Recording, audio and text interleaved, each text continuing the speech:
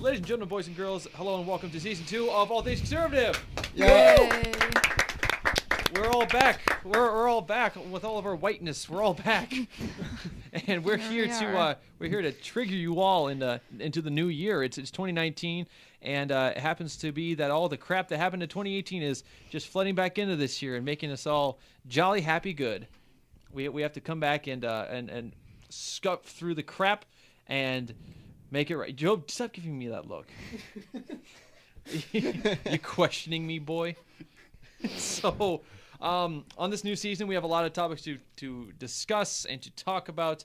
And in this one, we're going to be going over two kind of broad topics for today. We have a reoccurring one. We are going to talk about abortion yet again.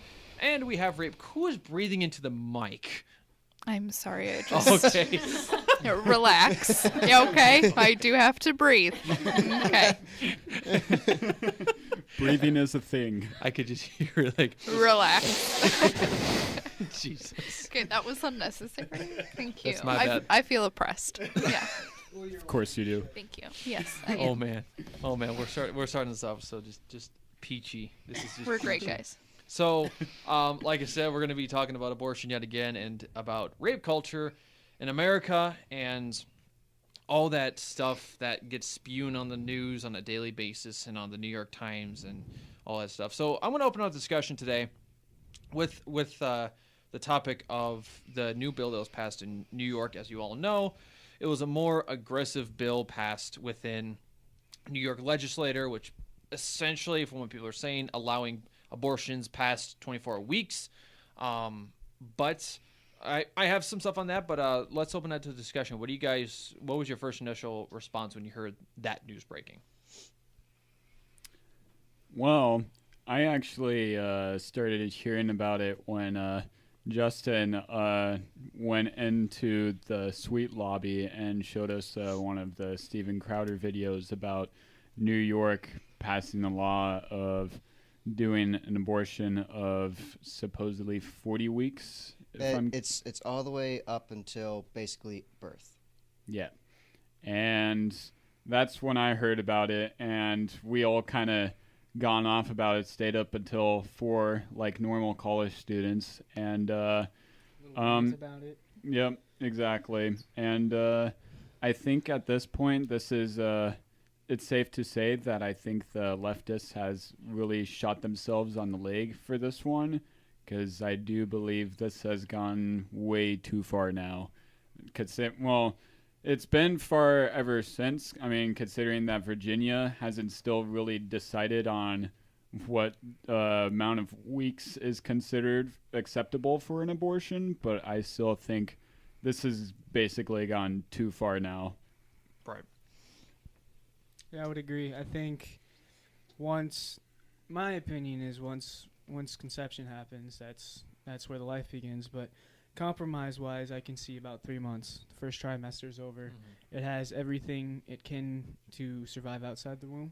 Right. So that's where I'm at. If it can survive outside the womb, it should not be considered a fetus anymore. It should be considered a baby. Right. And its rights should be protected from there. And I was okay with the compromise that we did have. And if this gets passed all over the United States, is definitely not okay. Right. So I want to bring up some of the research I've done in preparation of this episode, and I wanted to find the specific law that was put into place last month, I should say. And here's what I found. Now, this kind of goes against what some have been saying across the internet, but here's what the law states. It says, after the first 24 weeks with exceptions, that was the headline of it. It says, abortions are illegal. This is the state of New York. Abortions are illegal if they're performed after the first 24 weeks of pregnancy, unless, in italicized, the fetus isn't viable, meaning it can't survive, or the abortion is necessary to protect the mother's health.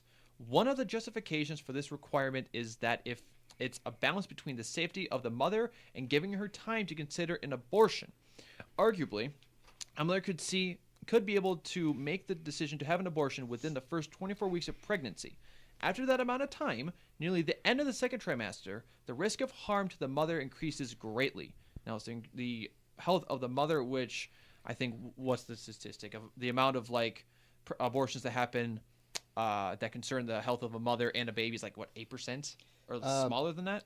I got facts right here from the CDC, Mhm. and in about Actually, I might have the same statistic I have actually. yeah. So let's see here. Oh, 2015. Yep. So in 2015, there were 6 abortion-related deaths. In 2014, and they were all of legal abortion. If we were to put that into percentage of all abortions in 2014, which is 652,639, that would mean that the 6 abortion-related deaths is about 0.0009% of all the abortions that related into the dangers of the mother's health. Right. So I then went on and said that let's see here. In the case of abortion, fatality rate was 0.62 deaths per 100,000 reported legal abortions, concluding that the health dangers argument for abortion is not as serious as it seems. Right. And I'll hop off of your what do you want to say? Your statistic with my statistics I have from 2015 from the CDC, and it says here that in 2015 there were 638,169 legal inducted abortions reported in the CDC.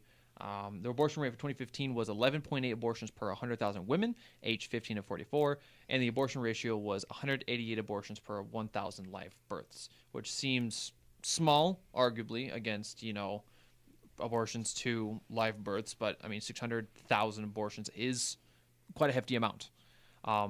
Jumping back to New York and their laws, what this new law constitutes as well is the statutory definition of illegal abortions. It says as of January 22nd, 2019, abortion is no longer in the state's penal code. This means healthcare providers acting in good faith, whatever that means, may not be held criminally liable. So this law essentially makes it so that nurses, what was it? Let me pull it up real quick because I have it right here. It's like, here we go. So Title 8. So any healthcare practitioner that is licensed or authorized under Title 8 of the Education Law may perform an abortion if it is within the scope of their practice. In addition to MDs, this could also include nurse practitioners, physician assistants, and midwives. So doctors aren't the only one who could perform abortions when in the past law that was illegal. You could only get an abortion in a medically proven facility like a hospital. So this new law is a little, it's definitely a lot more unrestricted than its past laws. But seen as though what I've found, I don't believe the whole notion of people believing that the abortions past birth or whatnot is a true statement. I'm not exactly sure on that one. I might be wrong, but so based on this data from the CDC, which is it's in 2015, 2014 years, which that is about 4 to 5 years ago. Right. But I'd still say that it is quite relevant. What it's saying is the amount of times that the reported mother's health has been in danger and or it got worse that the mother actually died, it's just a small fraction of the amount of abortions that all happen. Right.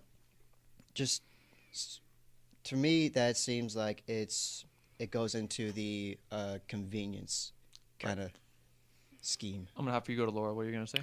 Well, actually, just recently there was an act in the Senate called the Born Alive Abortion Survivors Protection Act. And that would have required that any healthcare practitioner present at the time of a birth exercise the same degree of professional skill, care, and diligence to preserve the life and health of the child as a reasonably diligent and conscientious healthcare practitioner would render to any other child born alive at the same gestational age. However, that did not pass. Right. And so that means that if there was an abortion that happened and it failed, and that baby was born alive, they would let it die anyway. Right, and that was I'm trying to think of, because that was in New York as well, right? That is a Virginia. whole thing. Right. Right. It's nationwide. It's Oh, not it's just nationwide. in Okay, New okay, York. okay. So I think that is a little bit more concerning to me than just New York. I think with New York, yes, they have quote unquote good intentions with mothers' lives and that kind of a thing, and I definitely see that. But what I really don't see, what I struggle to see very much, is how if there's an infant born even at 24 weeks, you see them surviving outside the womb with help of a NICU or whatever. And now that is not necessarily going to happen for some babies. So I think that's really sad, and it doesn't make me feel very warm and fuzzy inside today.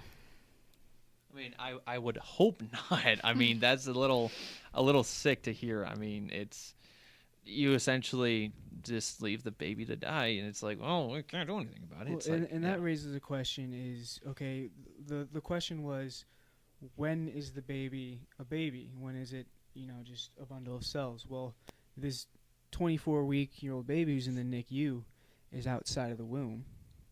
So now, where do we draw that line? Because now we're killing things that are outside of the womb and deeming them not babies, Right, not because humans. the number one thing that I've heard that is, pro-choice is, well, if it's inside my body, then, My body, my choice. my body, my choice, and all this kind of stuff. But now it's not inside your body, Now it's and my child, now my it's, choice. it's your Almost. child, and you have a responsibility to either, give it up for adoption or keep it for yourself or whatever you're going to do with that. But it's not okay to just eliminate a life. I don't think that that's okay. right. I'm going to get into that kind of what you're kind of saying with that, Laura. In I was looking up some kind of articles that kind of backed up our claims and whatnot, and what I found was someone named Helen Alveri, I think is how you say it. She is a professor of law at George Mason University School of Law, and she wrote an article for American Magazine discussing a Times article called I can't remember what exactly it was called, but it was essentially about abortion, saying abortion should be legal, my body, my choice, all that kind of stuff. And here's two quotes that I pulled out that were kind of on point with this discussion. She says, instead, the Times paints the abortion debate as a zero-sum game wherein, given the fetus, any recognition or respect in the law is equivalent to the worst kind of patriarchy and punishment of women. And then she also goes on to say, abortion advocates would be right to argue that these women's circumstances, alongside the body of thoughtful literature in favor of legal abortion, merit our attention and serious reflection at this possibly pivotal time in the abortion debate. So she was kind of talking about how we do have to have this debate, and we do have to have these two sides, but what the mainstream media and pro-choice people are saying is, if you give the fetus any sort of legal bindings or you make any sort of remarks against the pro-choice movement, it's essentially you're a part of the problem. You should be punished. It's just not a debate anymore. It's just a yelling match at this point. Here's my thing. I understand as a woman. I get it. If that was to happen to me, of course the first thing you're going to feel is, I'm freaking out. I'm so scared. I don't know what to do. My whole life is going to change. My body's changing, whatever. But at that point, I think it's your responsibility to take care of your life and the baby's life as well. I don't really care what your circumstances are necessarily. I know that might sound a little harsh, but I think it's your responsibility. It happened naturally. It's a thing that happens when you put, I don't know, when sex happens, babies happen. Yeah, no, So, exactly. like, Kind of Essentially. the No. purpose That's of sex. basically what is going to happen there. Right. And I am empathetic. I am sympathetic. I feel bad for mothers who don't know what to do, but I don't think it's an excuse to get rid of the child by any means. And I think that it's kind of pathetic that you can't just, because I have a bunch of friends right now who have just recently had babies that made the decision, no, I am going to keep the baby. I don't want to give it up for adoption. This is my child. And people who have given up their child for adoption because they realize I'm not in a good place to take care of this child and they deserve better than that.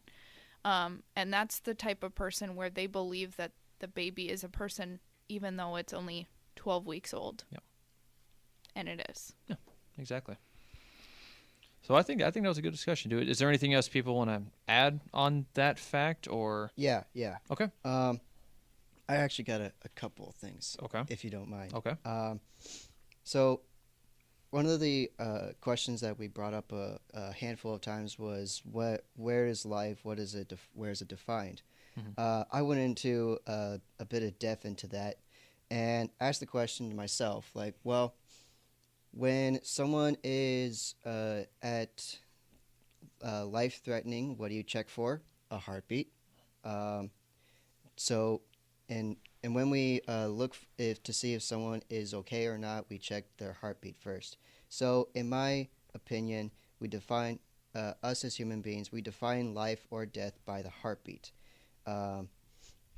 So, where that also raises the question: okay, where's the heartbeat in a pregnancy? And the American Pregnancy Association defines the heartbeat as early as 6 weeks and can be found a lot easier at 7 to 8 weeks. So I also believe in that it's life at conception, but I am willing to compromise at 6 weeks. That is when life is found and certain.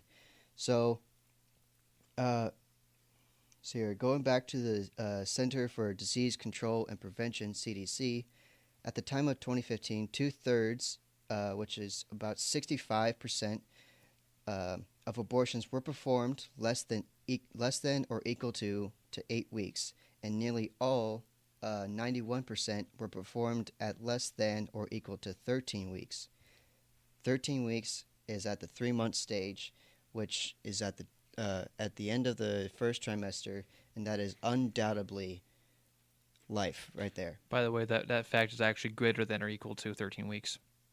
Yes, greater than. Greater than or equal to. Yeah, that's very important to put out. It was 91% of abortions were performed at greater than or equal to 13 weeks of gestation. So, and by your fact, that would be past the point where the heartbeat can be detectable.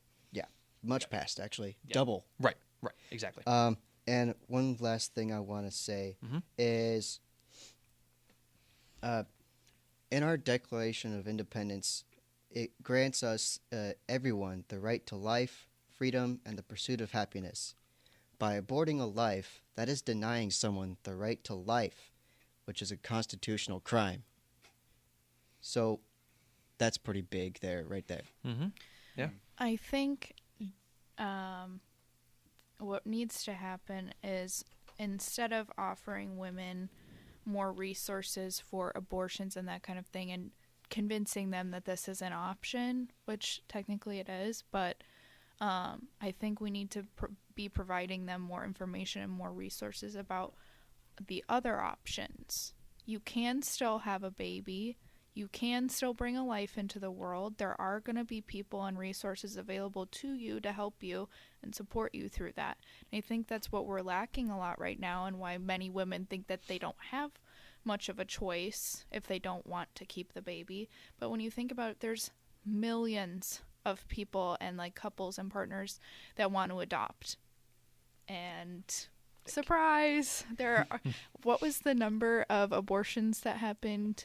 In 2015, there were 638,169 legal abortions. That was Okay, 2014. It was 658,000 for 20. there you go. Okay, so there's roughly 650,000 babies that could have been given to a family that wanted one and needed one. And yeah, there are arguments about, adoption systems and all that kind of stuff, and that's something that needs to be reformed as well. And I think that's a platform that going into 2020, that Trump and any other Republican candidate that wants to pursue that path, that's going to be something that they should be talking about. Right, and I think when you start to argue about people who are pro-choice, it's a lose-lose battle, because you talk about, okay, well, if we allow these things to, if we allow abortions to be illegal, then they're like, well, then we need to fix the schools, and we need to fix this, and we need to fix that, and all these things that need to be fixed when, they're the ones who are saying, well, abortion is here, and like you said, Laura, we need to educate these women on the other alternatives that are out there, like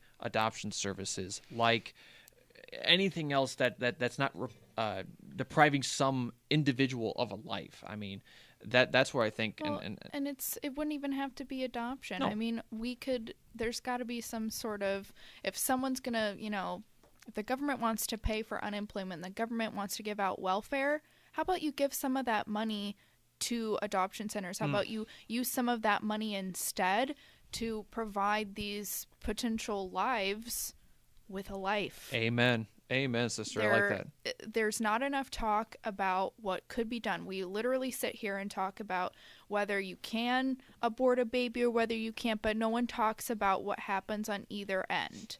Mm-hmm. So what's going to happen? Okay, so I've decided not to have an abortion. Then what happens? What are my resources? Who can I talk to?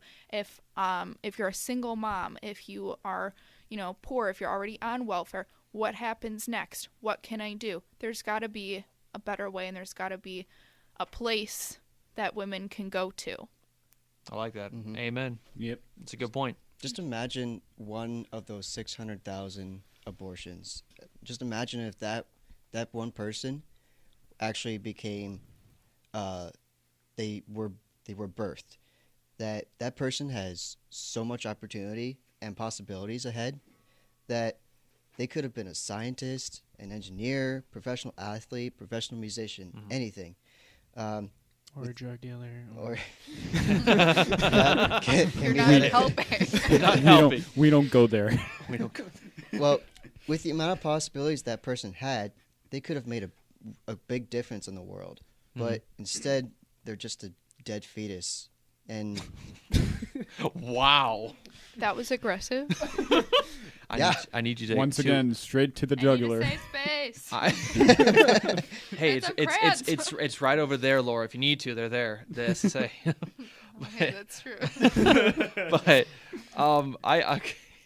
That's true. So I think this is a very somber topic, and I want to switch the focus over to rape culture now. Something we Okay.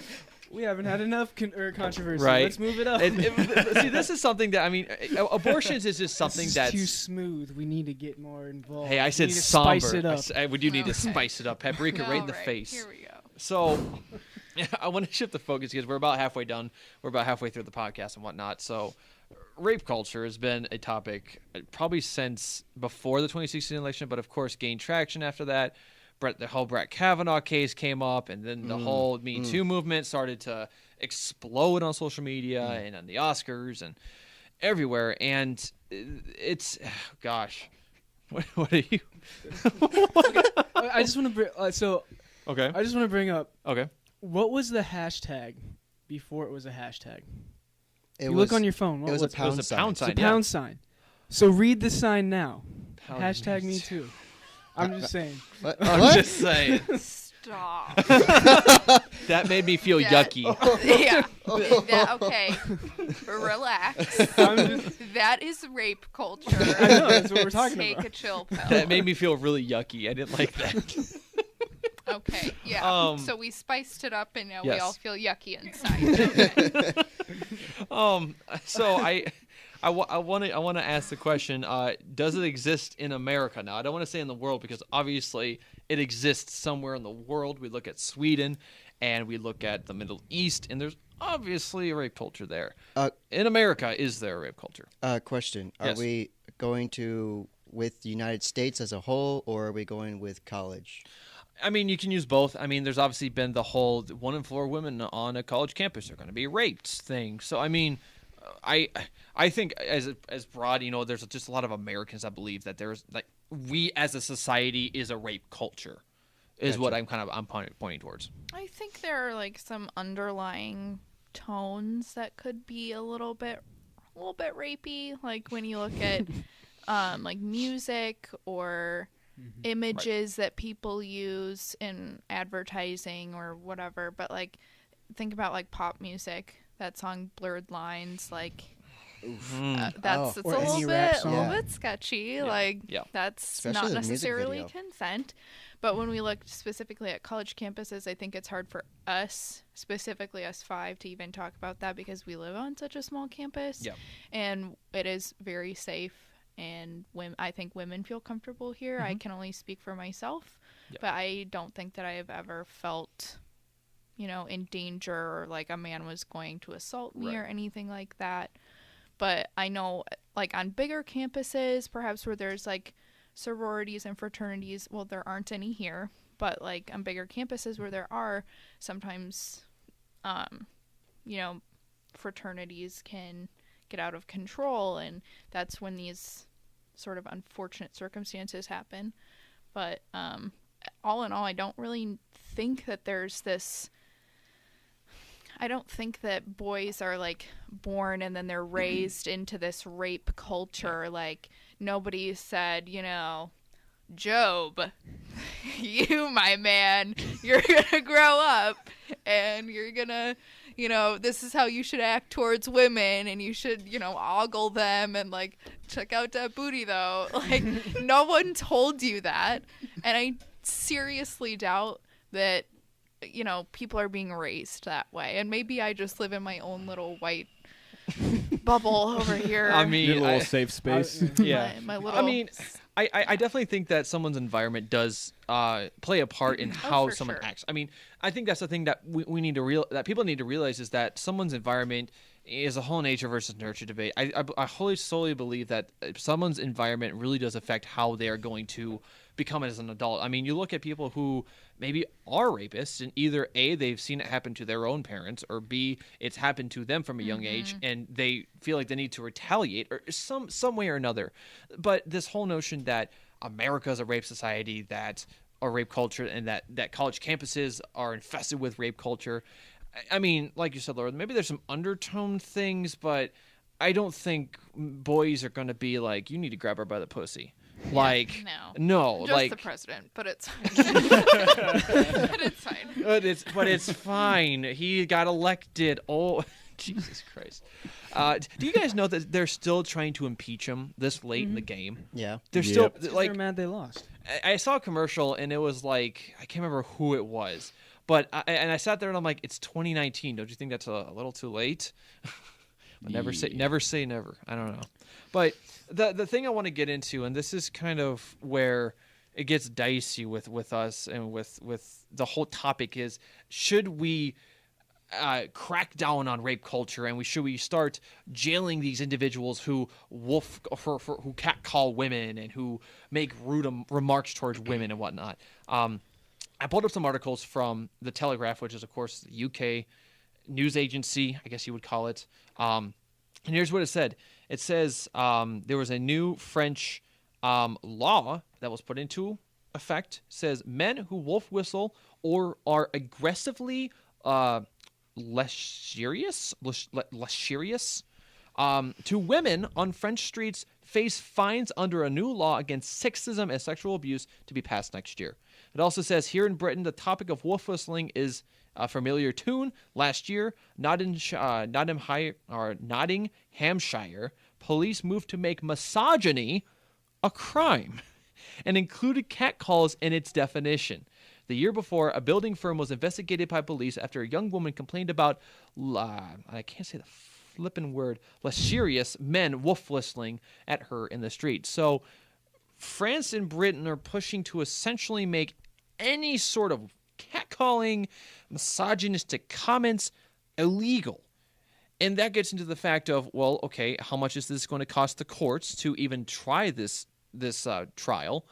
How long is it going to take? And how are you going to police this? Are you going to have, like, secret agents all around the UK, like, watching these people? Like, it doesn't make sense to me how you can criminalize this sort of behavior, I guess. Well, the biggest thing is in the United States, we have the First Amendment. Mm-hmm. So the First Amendment, based off that specific thing, would end it right away. Right. Because you're taking away people's freedom of speech.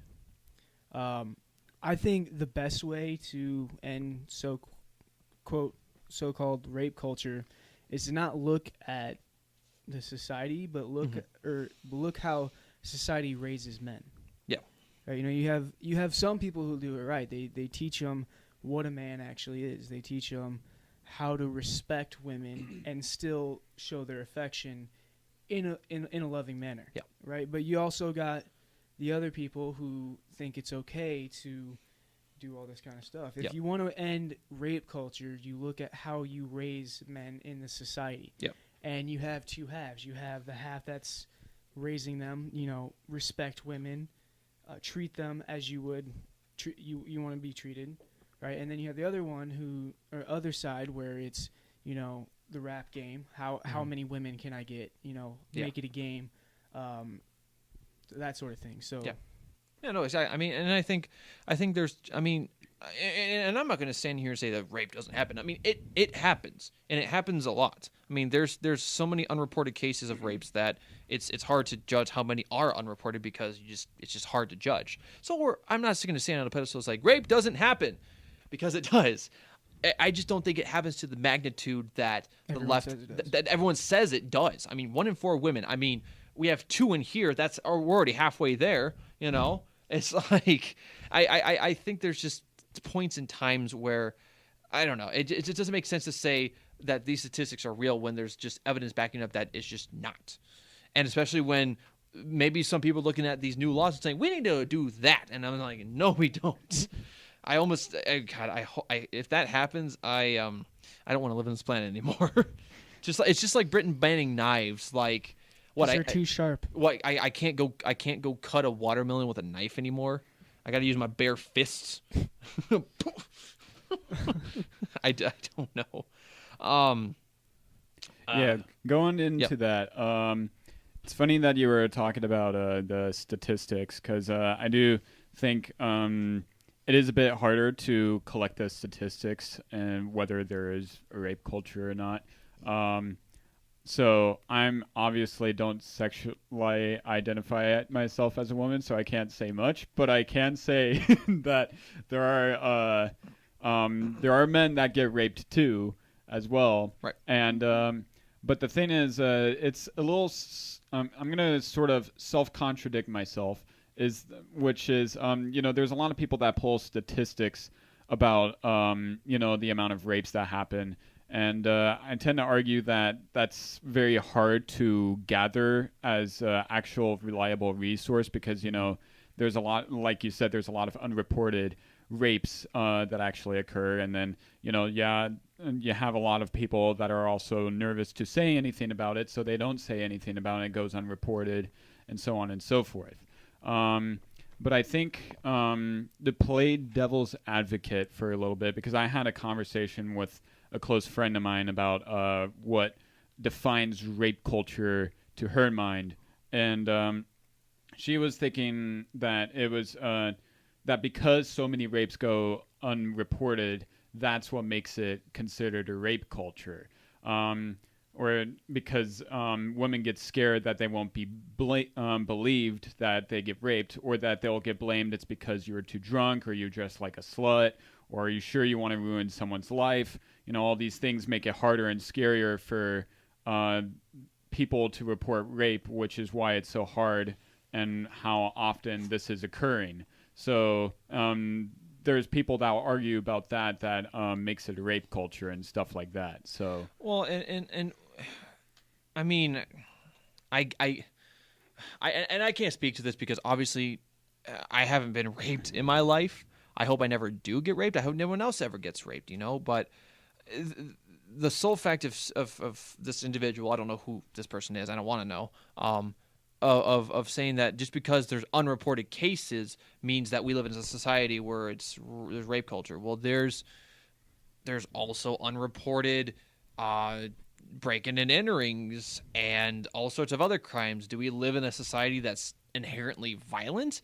Not necessarily. It's taking these tiny grains of like breadcrumbs to lead to this conclusion that I don't think has too much statistical value to it.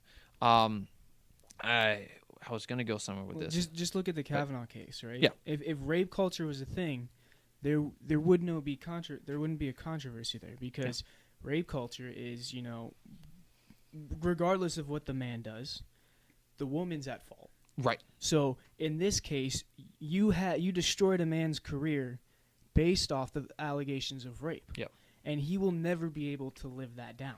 And I think that goes for both of them, both Dr. Ford and Brett Kavanaugh. I mean, that was a extensive trial that is going to harm both of them for the years to come. I mean, and like you said, Connor, But with the fact that there was an uprising Right. over his election because of the rape allegations kind of shows you that rape culture isn't a thing, because people don't accept rape in the United States. Right. If we were in an Islamic country, if a woman was raped, they would be thrown in jail, not the man. Right. So That's rape culture. That's doesn't- rape culture. The people who are caught for rape in the United States under the right allegations go to jail. Yeah, I mean, that's the thing. It's They like may not get the sentence that they deserve, Right. but they still go to jail. And maybe we can do something more to maybe discourage rape more. Right. And I mean, it's always hard to focus in on a crime and say we're going to decrease this crime by 15% because it's just so hard to do it. And going back to the whole unreported thing, how I feel that the reason why that is because I think people who do get raped feel like either they do something wrong or they just feel scared. I mean, you think about someone who, goes through, I mean, the physical trauma, the emotional trauma, all that kind of stuff that is tightly knit, and they go unreported. I think there's a reason behind that because they're just ashamed or they're just scared of what's going to happen next. Because you think about if you get robbed, right? If you work at a convenience store and you get robbed, you're going to be a little on edge the next time you go to work because you close down that night, you just had a gun to your face, and now you're thinking, God, what if it happens again? So I feel as though that's what happens when they go undetected. That's not necessarily a main element in a rape culture because, like you said, Connor, women in Islam are raped and then it's their fault. We do have a correctional system for those rapists. We put them in jail, but it's to the fact of are they reported or are they not reported? Are they actually guilty? Right, and are they actually guilty? Because we've heard time and time again, there's people who do make up stories either for publicity's sake or for money or whatever it may be. Rape cases happen, and they happen frequently. It's just that a lot of them sadly don't go reported, and then they just don't happen to those criminals don't face the legal bindings that come with a rape. And I think the definition of rape needs to be, and it probably is a little bit more structured than what I'm saying and what it is, because a lot of times people believe that rape is just unwanted sex. Because there's been time and time again I've heard that where someone will have sex the next day they're like, I really didn't like the sex, you raped me. That's exactly what's happening, and I had it here. I gotta try to find it because it was this. I got the definition of rape. Okay. So the definition of rape based on the Bureau of Justice Statistics is forced sexual intercourse, including both psychological coercion as well as physical force. Forcing sexual intercourse means penetration by the offender or offenders. Mm-hmm. Includes attempted rapes, male as well as female victims, and both heterosexual and same-sex rape. Attempted rape includes verbal threats. Right. So that's it's forcible sexual acts that another individual does not consent to. Forcible, right? Mm-hmm. And the Or definition. blackmail would be another Right. example So of rape. mental or physical abuse to get sex. And the definition of sexual assault is basically the same thing. The only difference is the actual penetration. Right. And then it wasn't sexual assault, but it was something else with a sexual act, like say, or maybe it was like the wolf whistling to rape. Like harassment? Yeah, like harassment to actual rape. I think there was someone who was, I think I have it here, but I want to get into what was I think was it Sweden? Our favorite country, Sweden. It was Sweden. Our favorite country, Sweden, has a new law that went into effect. I believe it was July 1st of last year. So July 1st last year, this new law went into effect, and it says this. It says the lack of consent is enough to constitute a crime It is based on the obvious. Sex must be voluntary, the government said when the legislation was approved. The approved text stops short of making expressed consent a condition for sex, but states that passivity is not a sign of agreeing to sex. If a person wants to engage in sexual activities, and this is funny, with someone who remains inactive or gives ambiguous signals, he or she will therefore have to find out if the other person is willing. So you can be halfway through the act, and if your partner just doesn't seem interested or just gives you a weird look, you have to ask them, do you want to continue? If not, escape. Escape. Pull out. Pull out. You better have a damn good pull-out game, because, ooh, Johnny boy. So that I think, I mean, I do believe the whole, you need to have 100% consent to have sex. But I don't know if this is pushing it a little far, because I mean, if you're a good partner, you should always be looking for signs, and you should be able to tell when they're consenting and when they're not. Right. But my biggest argument is when alcohol is involved. Yes. Right? A lot of times when alcohol is involved, it's always the man's fault, even if he's been drinking. Mm-hmm. And my biggest thing is, okay, if they have both been, if she's only been drinking and he's the one who's doing it, then yes, he has a moral responsibility to make sure nothing happens. Yep. But when they're both drinking, this is when I kind of get, because they both are not thinking straight. Right. So it's both their responsibilities. Yep. At that point. And I'm glad you pulled that up, Connor, because under that rule as well, it says, under the previous legislation, prosecutors had to prove that the perpetrator had used violence or that the victim had been exploited under a vulnerable condition, such as under the influence of alcohol, in order to secure rape conviction. The law introduces two new offenses, and this is weird. So negligent rape and negligent sexual abuse, carrying a maximum prison term of 4 years. It says the negligent aspect focuses on the fact that one of the parties did not participate voluntarily, the government said, adding that it would be possible to convict more people of sexual abuses. So their idea of ending rape and enforced rape and all this stuff is to convict more people, which doesn't necessarily correlate perfectly with lowering crime. It just means you're convicting more people, which looks like you're dealing with more people and it's going down, but in all reality, it doesn't. You're just convicting more people is what you're doing. Who may be innocent. Right. Who may be innocent or may not be innocent, or who knows? Maybe the story's made up. But under this new law, it's very easy for someone to be jailed on an account that nothing wrong was done. So it could be the fact that you hate this person and, well, I think you raped me. Mm-hmm. So I don't know. This like I said, the whole rape culture thing is a very interesting topic, and I just don't know if it's to the full effect of what like Islam has. No. I don't know. I'd like to ask a question. What do you think, Laura? Thank you.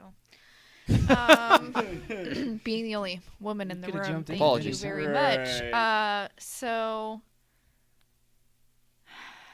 I don't know. I'll just put this out there. Have any of you been catcalled before? No. No, but I'm ugly, so. Oh, I'm so sorry for you. I have. It's one of the most uncomfortable feelings.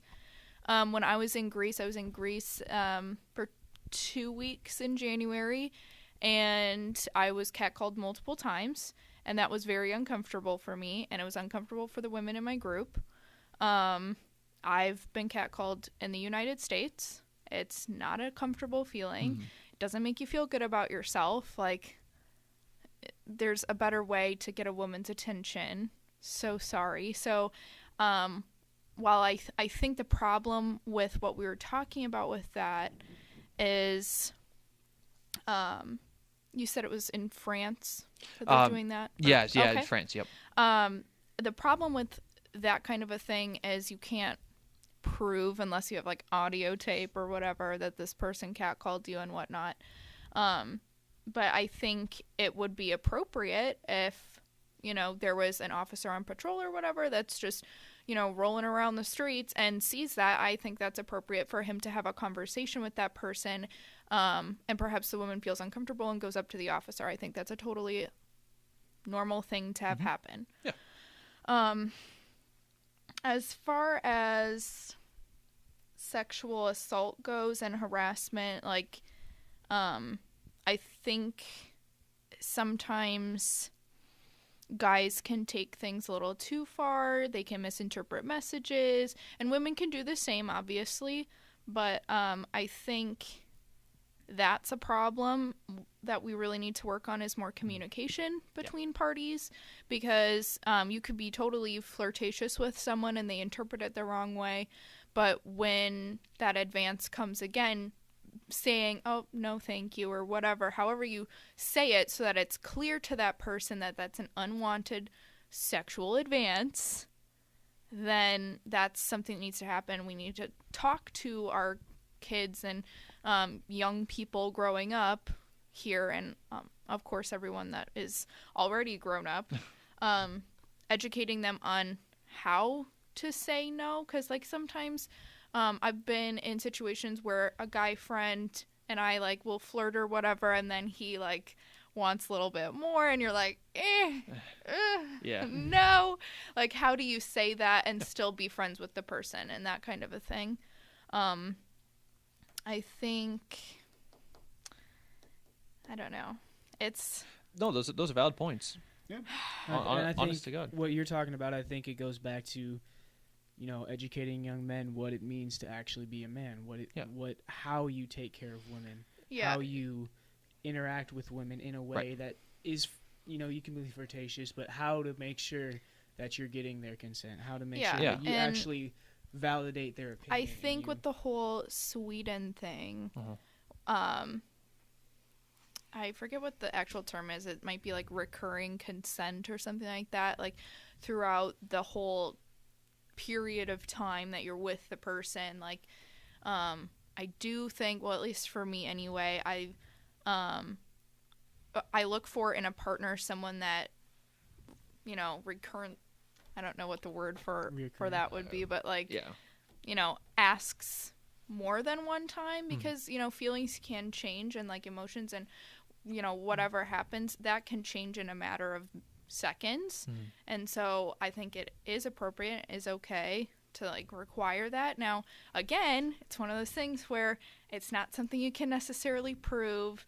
You can't, you're not going to videotape it. Like, you're not going to have your audio tape on. Like, it's so hard to even prove that. Yeah. But I think, like you said, you have to educate men how to be men and whatnot. Well, it also comes back to how to women too, and how you say, if you're not comfortable with something, you need to let someone know. Yes, and that comes down to the point of, I think you should be with people or someone that you're comfortable with. And, if at some point you're not comfortable with that person and your gut feeling is telling you to get out, then that's the time to get out and leave the situation. Yeah. You don't wait until it's too late. Right. And I'm not blaming anyone here, but I think, like, trust your gut instinct. It's more than not, you're going to be right. Yeah, so, no, exactly. And that's very, very, very, very, very valid points. I think we've kind of failed to bring up. So thank you, Laura. Give her a clap. Oh, thank you. That's great. Yeah, That's great. I like that. But yeah, no, I think it all ties back to how are we educating our youth? How are we, bringing up our children into this world where a lot of these arguments are even brought up in the first grade. I mean, kids are learning about gay feelings and LGBTQ rights in the first grade, when, in some aspects, I don't know if they're necessarily ready to make that choice as an individual. Well, and if you look at the way sex is now, sex is moved into more of kind of like a sport or a game or a casual thing. It's not special anymore. It doesn't mean anything. So I think that's where, rape can get involved, is because it's just so casual. Yeah. People aren't really expecting anything from it, It's not anything that means anything anymore. Yeah. No, that makes sense. is there any last remarks? We got about a couple of minutes. We want to wrap up here. Silence. So, I can't really relate at all as well with these two subjects, which is why I came in here with the mindset that I'm going to be the logistician. I'm going to have the statistics and facts because I can't really emotionally. Because you don't have a vagina. No. You've never been catcalled. Yeah. And Yeah. you cannot have a baby. Yeah. Gotcha. Unless That's you can change your gender and you become That's very transgender. complicated, Joe. Okay, let's continue. We're going to let the big boy talk now. But You just assume his gender. if there's any of you listeners out there that have been in these sort of situations, problems, or you know of someone, just know that you're not alone as well. You can find help in your local area, or go to the national organization for victim assistance over at trinova.org. They can help you in any victimized situation, and their helpline is open 9 to 5 Monday through Friday. Their phone number is 1-800-879-6682. Again, that's 1-800-879-6682 or 800-TRUE-NOVA.